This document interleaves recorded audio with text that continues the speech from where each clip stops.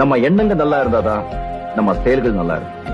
நம்ம செயல்கள் நல்லா இருந்தாதான் நம்ம வாழ்க்கை நல்லா இருக்கு. By being good, you never feel bad.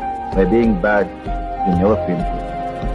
பிறப்புக்கும் இறப்புக்கும் இடப்பட்ட கொஞ்சம் நேரத்தை தான் வாழ்க்கைன்னு சொல்லுவாங்க. அந்த கொஞ்ச நேரத்துல ஒருத்தருக்கு ஒருத்தர் துரோகம் செய்யாம, கெடுதல் எண்ணாம, நானு என்று நினைக்காம கூட சேர்ந்து ஒன்னா சந்தோஷமா வாழ்றதுதான் வாழ்க்கை. அப்படி வாழ்றவன் தான் உண்மையான மனுஷன். ஒன்னு சொல்றேன், நல்லா தெரிஞ்சுக்கோ. நல்லவங்களை ஆண்டவன் சோதிப்பான், கைவிட மாட்டான்.